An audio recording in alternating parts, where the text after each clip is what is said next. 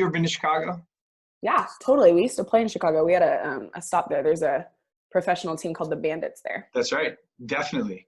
Well, and we're in striking distance of Wisconsin, which is like a little more wooded and rural. And I'm pretty pumped about the idea of going out to the woods right now, just Hmm. having been sort of cooped up in a city.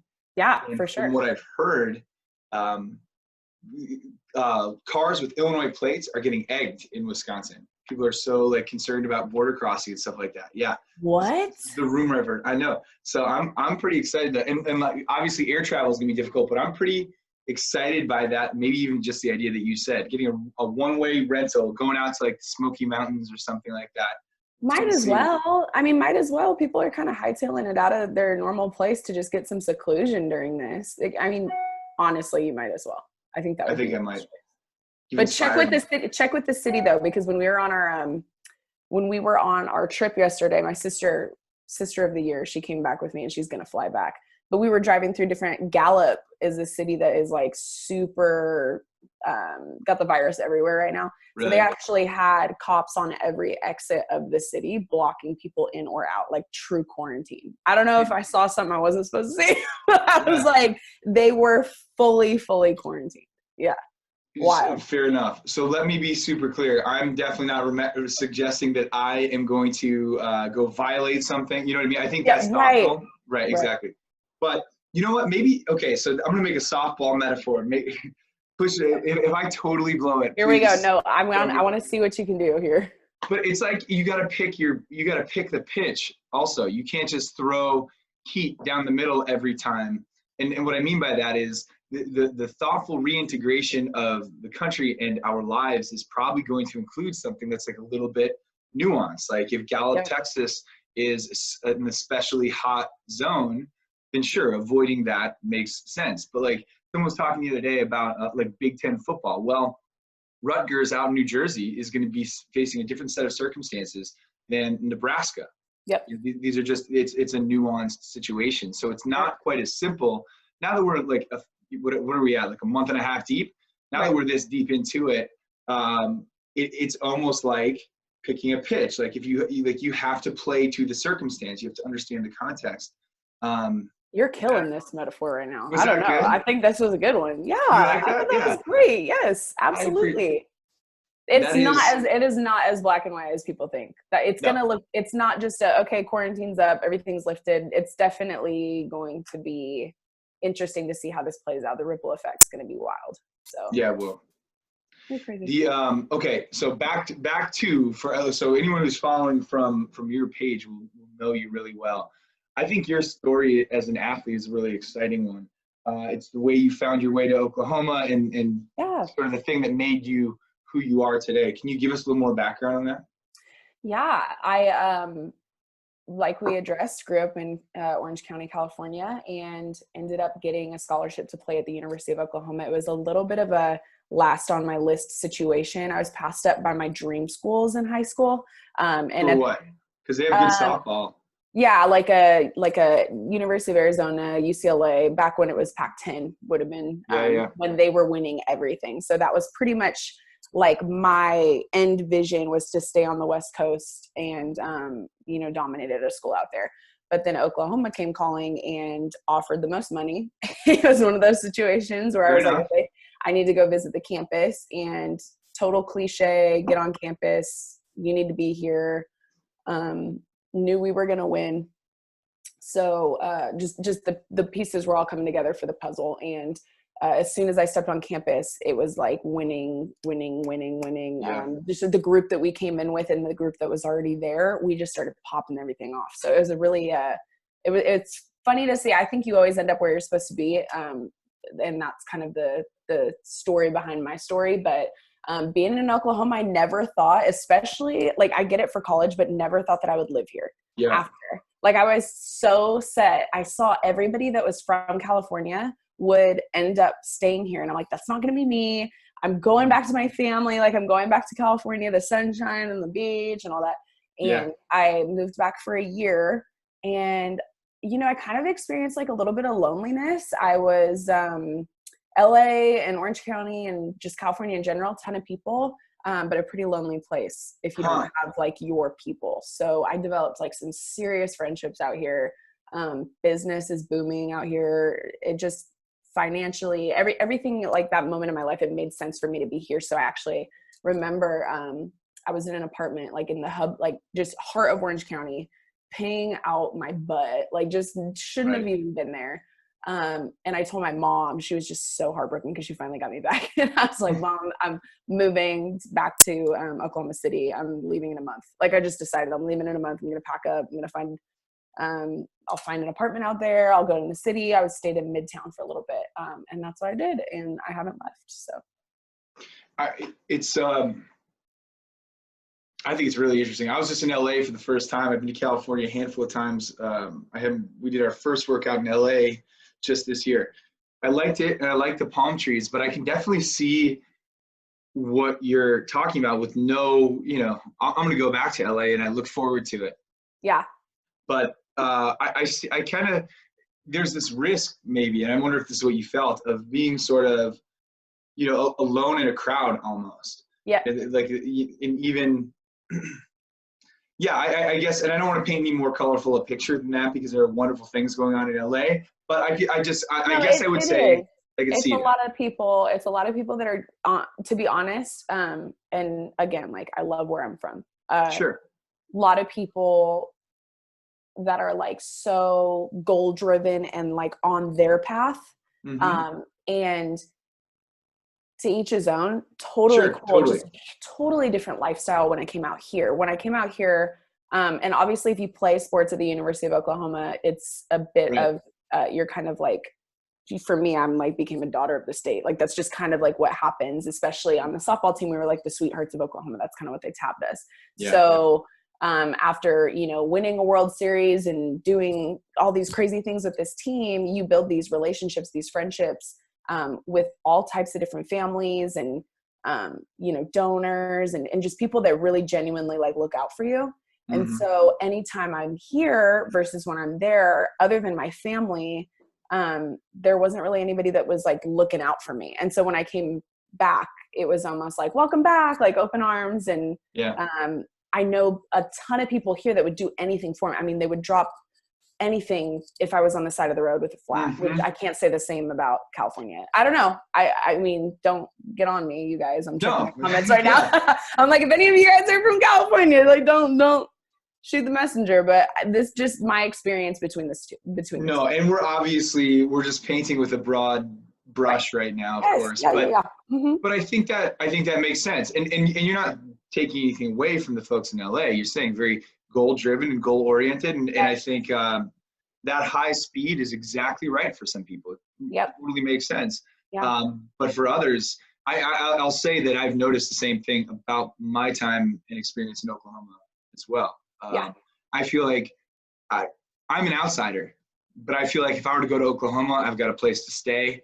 I know a small handful of spots to eat. I know, and I think you're like you're set, like you're good. You feel comfortable when you come. Yeah, exactly. Yep, exactly right. Well, let's reminisce on maybe one of the best college softball teams to ever be assembled. Let's do it. Oh, I love this one. If only briefly, because I saw a video of you doing. I don't remember what show you were on, but you had your crew with you. Yeah, essentially championship mindset. Yep. Is that what it was? And you were essentially like, I think you mentioned to one of your pitchers that you were like, look, let's make this a 5-inning day. Let's make this a quick one. Calling our shots a little bit. Yeah, go ahead. Yeah, no, it was I think honestly that year and that team, OU softballs continued to be at that level. Big time, yeah. So it's interesting. I feel like different ages are having the same experience just in different ways, but we were just that good, to be honest. Like we really handled almost everybody that we saw. I think it was a 4-loss year for softball. You're playing a ton of games. So I had that much faith in my pitching staff and they had that much faith in their lineup that you could, mess around and kind of call your own shots and predict things and make bets and stuff. I mean, we were just having a good time. It was a way of, we stayed super competitive, and it's crazy. It reminds me, like, have you been watching this MJ documentary? Have you been tuning into that? A little bit. Also, Okay. I lived it as a child. Right. So you're like, Yes. look, I don't need this. No, You're like, no, I have my it own beats me. memories. But it just kind of reminds me of like where there's that level of excellence, like that standard, but you're also like, you're in the middle of it and you're able to enjoy what's happening, if that makes sense. So we had fun with it. We were able to. That alone is really good to hear. You compare that to some of the to some of those other ideas we were painting of maybe mindsets out west at certain times. I keep giving that disclaimer, but like to be there, to be so dominant and just rolling, but then have the presence of mind to actually enjoy that moment and each other is a real, that's like a skill. It'd be easy to get caught up in, I would think. Yeah. And I think that I've always been a huge advocate of celebrating while you go. I don't know. That's just my thing. I feel like we can live this life head down and working super, super hard and always chasing the next thing. And if you're not acknowledging this little things along the way, like what's it for? Like I'm a big, like, I like to throw a party if it's deserved. You know what I mean? Like, I think that's kind of how I live my life. And it keeps me motivated to do the next thing so that we can celebrate the next thing. So I think with that team and really my time at OU, it was about being present. And I don't think you ever really can be fully present in college. You always look back, like, damn, I wish I was able to like, go back and relive a week just to really feel it all. But we tried to feel as much as we could during that time. Well, I think you're exactly right. I think college is a time where you're supposed to sort of developing a self-awareness. Like it's hard to be self-aware when you're I had none. Oh my God. I was not how I am now. Maybe a little bit, but yeah. Well, it is really interesting. Because we work with a lot of colleges. I wouldn't say a lot of colleges, primarily high school, but some college for sure. And it's interesting to interact with college folks, not kids, because you're right on the line. Yep. Like you can get complicated ideas. You can you really are knocking on the door, but part of you is still very much a kid, which is good. I think there's an incredible energy on college campuses, obviously. But yeah, you're still just figuring it out. I think like decision making wise, it's just kind of like, I mean, I don't want to speak for the masses. Freely. But I think I was just childlike, like you said, it's just like that young presence where you're just like, oh, consequences for your actions aren't that strong yet, and people can kind of bail you out still. Especially if you're on a college campus for the athletics, to a certain degree. People are telling you where to go, what to wear, what to eat, how to look, when to be there. And you're pretty much just like robotic when it comes to, athletics. And I don't know, I think like once you're on your own and you're kind of like out of that and you're not in the dorms and you're not like on a mile by mile campus, you're able to kind of like, I don't know, I've had a huge transformation because it's funny, like a bunch of my college teammates will always be like, I just like what you're doing now. Like, they're not knocking it, but they're just like, yeah, I just remember that goofy, like just would screw up a lot, and I'm like very prideful about not doing that now. So it's funny. It's interesting. Well, it is funny and interesting. What are you doing now that's so much different? I would just say I don't know. It's more like pride. It's kind of like, it's like when you have a car, and I don't know, maybe this is me, like when it's your own car, it's different, or like when it's your own house, it's different. You just take a little bit more pride in it. And I think like now being older, it's on me. Like this is on me now. And especially being on my own and living without family. And the biggest step I really took was going away for college. And I'm such a huge advocate of that. Go somewhere new. Because I had to go somewhere, and when I got a flat, like I had to figure it out. Or if I did this or needed help with this, I couldn't just call mom and dad. I couldn't, I had to figure this out on my own. So I feel like I took that energy, a little bit of that energy that I developed in college, and took it into like this side, like kind of mid-20s, later 20s. And it's just like interesting you have to take care of yourself. And I just turned a page. Well, I love that because in kind of doubling back on our previous idea, it's almost like college is like practice for life. Totally. Yep. Yeah. And you were lucky because you had like that amazing support structure of a team and sort of the cadence of practice scheduling and all that kind of stuff. I'll tell you, I wonder if this would be true for you as well, but a lot of people that we've worked with that are not high school or college, but more like the kind of like you, like elite college athletes and pros and Olympics hopefuls. And so a lot of people have a very difficult time with the transition back into what one would call real life. And the rationale behind that would essentially be, it's very, if you were to paint, a lot of my, we didn't talk that much about this before we got on, but a lot of my background is in psychology. And it's a fairly straightforward, actually, it's a fairly straightforward theory within that. It's like early on, you realized you were fairly talented at something, you got praised for that thing often, so you kept digging deeper and doubling down on that ability. A lot of your good friends were probably made in that sphere. So much of your habits are created around success in that sphere. And this thing just continues to build. Then all of a sudden, it just so happens that alongside that, you're in this really important developmental stage where your identity, like who you are as a human, right, is there. And then it's done. Right. One day it's over. So have you, what does that look like for you? Like, has there been a struggle there at all? My God, yes. Yeah. My good friends that might be on here would know. I mean, I'm very thankful because I'm in a blessed situation that I'm able to stay in the sport in some capacity. Right. It's very difficult for me to imagine myself not being involved with a sport. I think when you go from that lifestyle to like a desk, it's got to be difficult. Like, I can't imagine that. I had a very, very difficult time at the end of 2019. It was a lot of anxiety. I didn't know what to do with myself. I think when you go from, like you said, you're just revolving around one thing and you're so many parts of your like life are wrapped up into this thing. And then you don't have that thing anymore. It's like you have to redefine a purpose. And for me, my purpose was to be ready by summer. Like, that was just my thing. Be ready by summer. Like, be ready to go for season. And everything, I mean, surgeries or rehab or workouts. I mean, my every day revolved around being ready for camp. And now I don't have camp. What am I supposed to be ready for? And you're just kind of like, what am I preparing for? What is my purpose? And anybody could look at me or an athlete that's, getting out of the sport and say, you have plenty of purpose. Like, don't question that. But when that's been your whole life and your basis of success on the planet, like to society, it's really difficult to separate the two. So a lot of anxiety, a lot of therapy.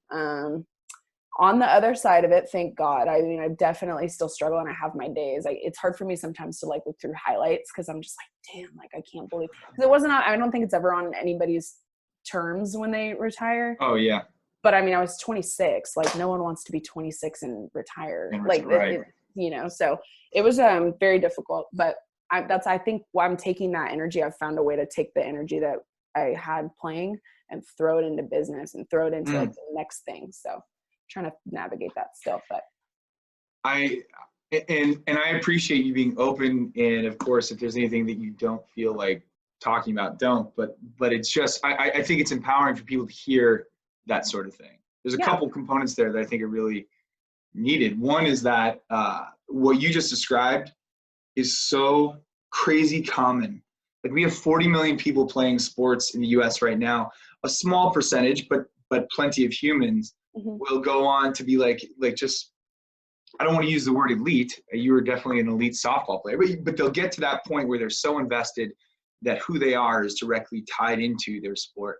Yep. And that becomes a complicated thing to unbraid at the back end of a career. So I think it's important for you to share that with people, that like, no, that's not only is that regular, like it's coming. It's an absolute, people do it, people handle it with different sorts of ability. Part of that comes with like how it's sort of onboarded.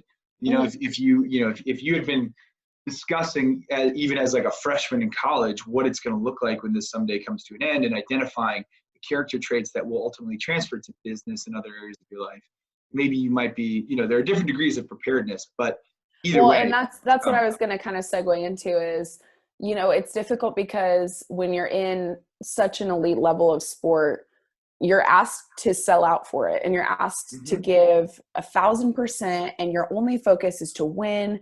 And so there has to be, to make the transition, I think, a little bit smoother, which mine's not been, but there was a level of, I was prepared for what was happening. And like something in the back of my mind, maybe subconsciously, maybe not, I was preparing along the way when it came to like, you know, making a brand and having a backup plan and just making sure I had things lined up so that that transition was a little bit easier. I was doing that along the way, but again, you're being asked to sell out for the dream, and that's to get championships with your team. So how do you expect somebody to be prepared when they've had laser focus and you're paying them, especially I'm thinking of, you know, just these millions of dollars that are coming in on contracts for some of these guys. And Totally. you know, wish it was the same for women, of course, but thinking of, you know, you are getting paid this much money to literally run into a wall every single day, and then you're gonna ask me to stop and oh well, you should have been prepared to not make it. What? Oh, like, what do you mean? Like, yeah. Anyway, crazy, just wild to think about. No, it is, and it's this weird back and forth because you can't make it to the level that you were at without investing to the degree that you did. Yeah, without putting part of your identity into it. Yeah, 100%. There is no, you know, and that's like that's sort of the Jordan. We talk about the Jordan special or the Bulls special. Those guys were lunatics. Yeah. You know, like this was the thing. Maybe strangely enough, maybe Dennis Rodman sort of had his own, was out in the world experiencing things. Do you remember Dennis Rodman at all? Yep. Yeah. So I don't know if who he's doesn't. The most, what do you mean? Who doesn't? I don't know if he's the most well adapted, but he definitely had his hands in other areas. But like, it's this weird thing. And you know what I think? We sometimes romanticize. Like Michael Jordan is held up as the standard because he was so obsessive, right? And I think that's amazing. Kobe too. And Kobe, 100%. Well, I would say though, would you say that maybe we're bringing these kind of ideas to the light enough so that like people are preparing more? Like Kobe, super tragic. This has been a weird year. But Kobe, like, he seemed ready for the next stage. I know. And that's what, he was there. Like, he was just so, yeah, he had like everything lined up, it seemed like. But I think that's also just being smart with the platform that you have and saying, okay, I have this connection to get a book written, or I have this connection to do this. And that's just, you know, utilizing your network and kind of, and I think at some point when you're really, really good, you're like, what else could challenge me? You know what I mean? Like, you're kind of like, what else could, and especially with, you know, you're playing how many years in the league, and you're kind of like, okay, I got my training down. I've got my regimen down. Now I'm looking at my downtime a little bit differently. I'm getting older. Like, you know, what I want to stretch my brain. I need to do something else. So that's why I think when you get these older guys, you're seeing, you know, a difference in their approach business wise and what they want to kind of branch out and do. But it's crazy. And I think you see it, you know, what's interesting is if you want to meet a hustler business wise, check out a female athlete. Yes. Like, check out a female professional athlete, because we don't have the option.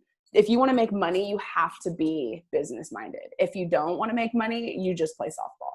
And that is the unfortunate part of it. You know what I mean? It's we don't make money just because we're really good home run hitters. We don't make money because we're the best shortstop and we play for so-and-so team.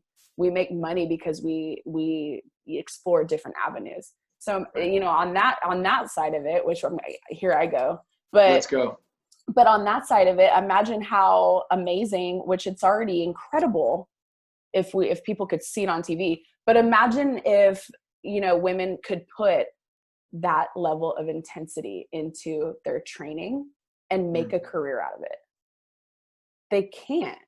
Like, only certain ones. So you've got, you know, you see the business women all over the place that are still, you know, female athletes and still female professional athletes at their core, but they can't afford it to sell out like a Michael Jordan or like a Kobe Bryant. So it's just interesting. I wonder if, you know, we had the longevity of that type of career what If you, you would yeah, see, what you would see on the field if we could literally train 24/7, but we yeah, can't. yeah.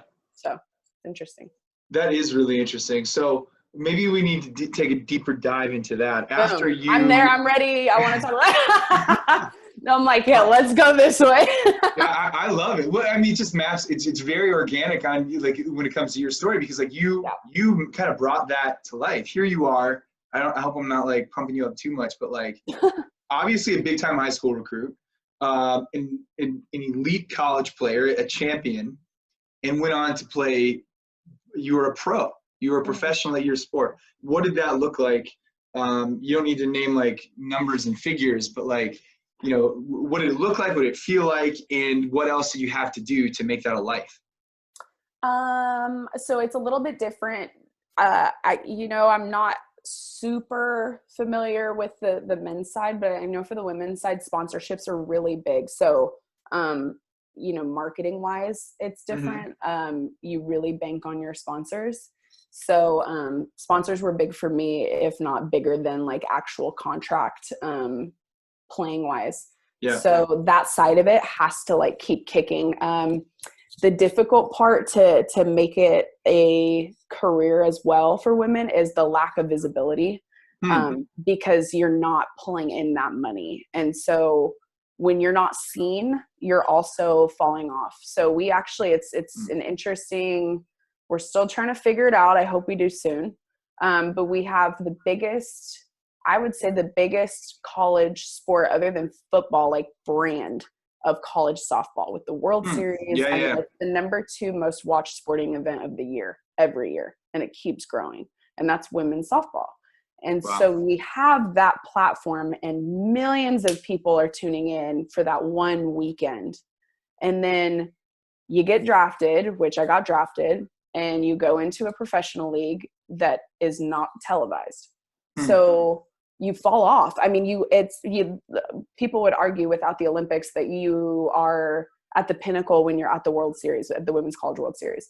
So you perform there or you're kind of toast. You know what I mean? Like you perform there or you fall off. And so the fight for us is to stay relevant post college. And that's where your brand kicks in. That's where like social media is awesome. But you don't it goes back to that. Like you don't, unfortunately get paid for your average, which you should. You should get paid if you're the best player in the league. We have several players, more than several of the best, women's professional softball players that see a quarter of what we would make, a few of us would make. And that's based on us having sponsorships or us having more of a social media presence. So it's just, it's so ass backwards, to be honest, but it is our reality. So I would rather, play it and make the most of the situation while trying to create as much change as possible than to be bitter about it. That's kind of another way I look at things.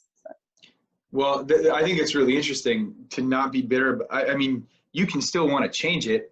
Yes. Yep. I always say that you can want to change things and you can be working on the back end to make it a better situation. But if I think about it too much, it kills me. Like if I sit and wallow in our reality of women's professional sports, it's like a downer. So I would rather make a lot of it. No doubt. And so what do you think the solution is? It's kind of a chicken and egg situation. I think Totally. the quality of women's professional sports, as far as not performance, I'm talking like quality of treatment and facilities and the overall like the back end of the product. Either that has to improve, or both of them have to, but I don't know which happens first. Do we improve that? Do we improve the number of seats or butts in the seats and the stands? But then we need visibility. At the end of the day, we have to be seen, because if every time softball is on TV, professional softball was on TV, we had a top 10 play. Every single time our league was aired, we had like 2 top 10 plays, because we're just, it's the best of the best playing softball. So, college World Series had top 10 plays all over the place. So even take it at a level of, it's your MVPs from college World Series playing in one league. So Right. it's either visibility or increasing, the back end of the product, because the level of talent's there. No, there's no doubt. I totally agree. It's interesting. It is sort of a chicken and the egg situation, because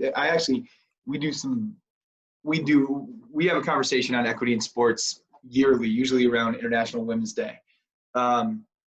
But it's just back and forth. One thing that I do actually for the kids, just so you know that I'm working on your behalf behind the scenes, is we'll have an audience of like 350 high school students. Be like, raise your hand if you like basketball, whatever. Raise your hand if you are for equity and pay and opportunity and all these things. Of course, there's 350 hands up. Right. And then we say, raise your hand if you've been to a Chicago Bulls game in the last 2 years. And then we say, and raise your hand if you've been to a Chicago Sky game, which is our female team, and they're great in the past 2 years. And you can imagine how this goes.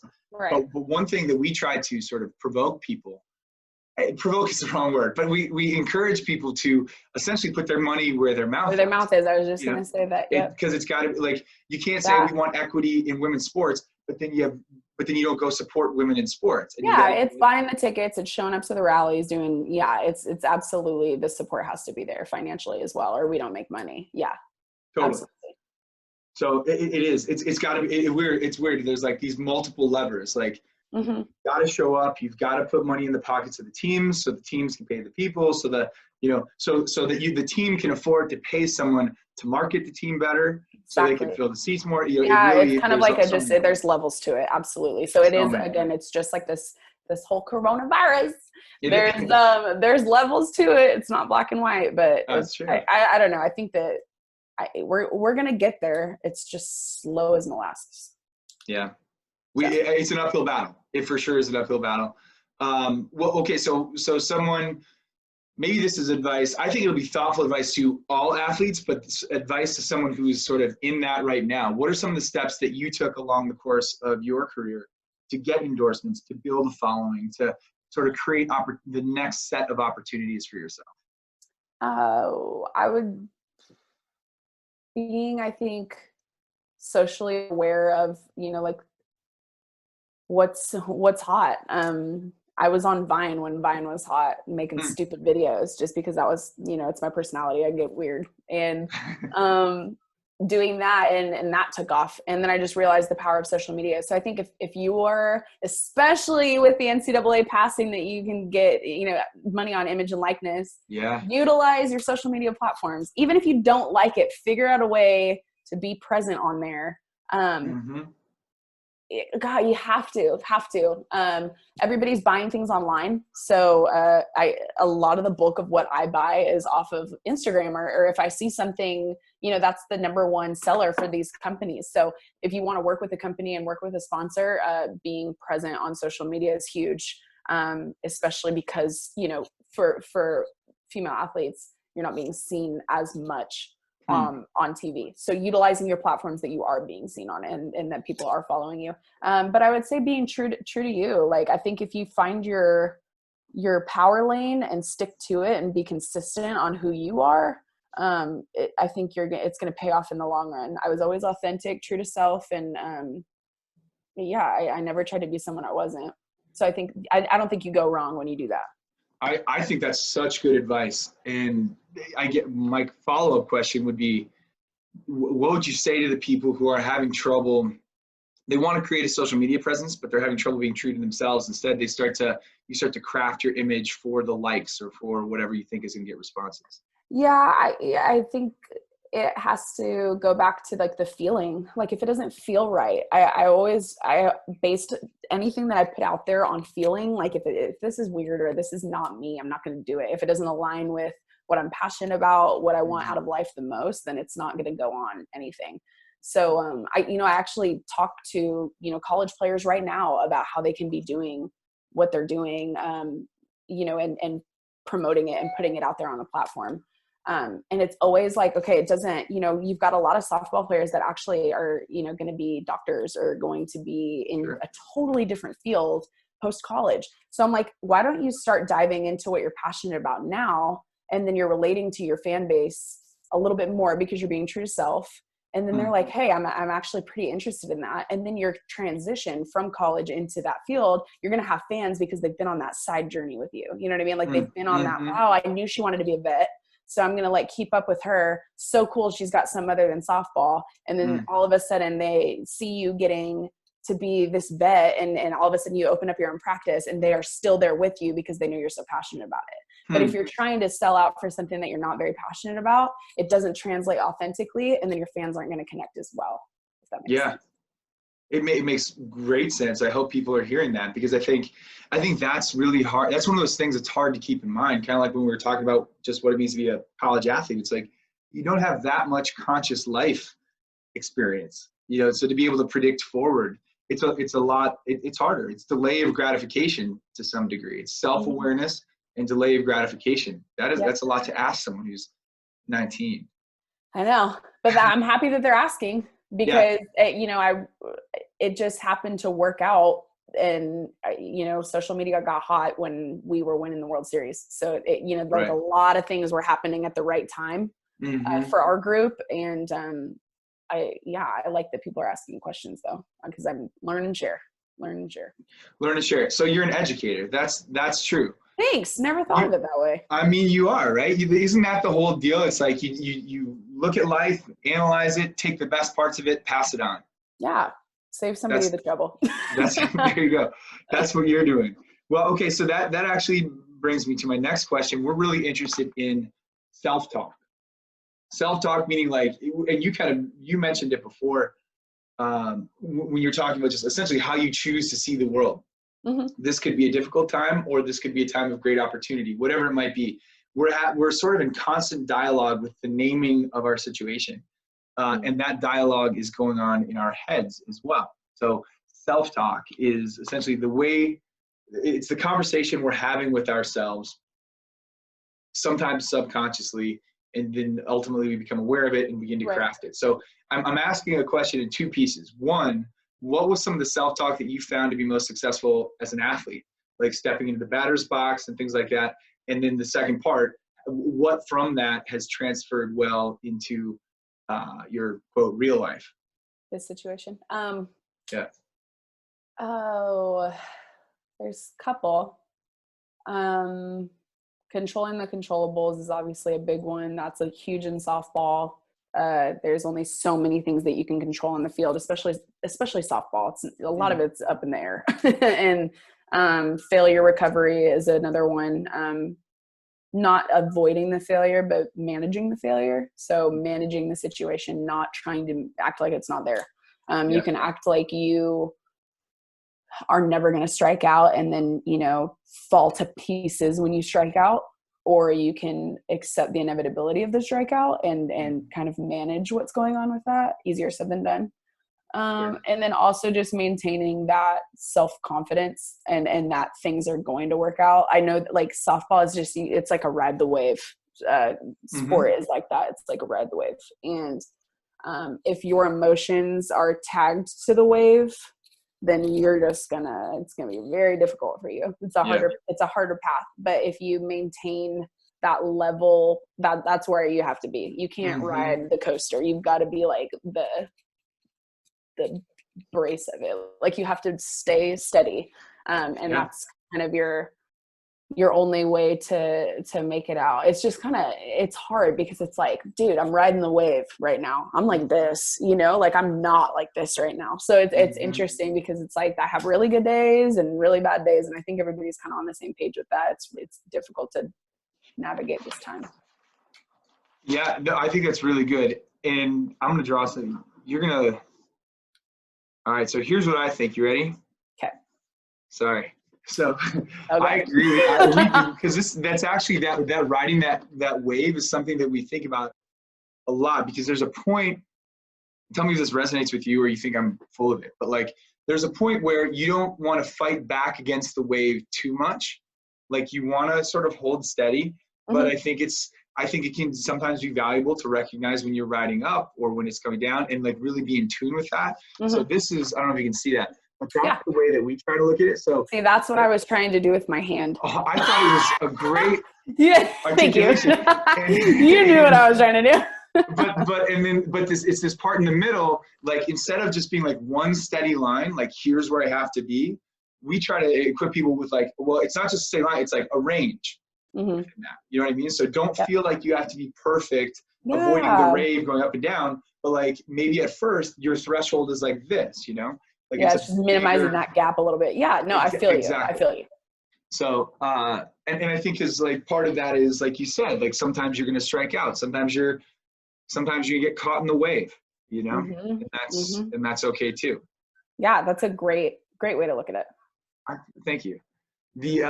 So when you find yourself maybe in one of these moments or approaching one of these moments, or just like approaching the batter's box, like you're about to get into the batter's box. I died live. Sorry. That's okay. So it's all right. If anyone is but still we're watching live, we're going to be posting this on YouTube, and you are totally invited to watch there.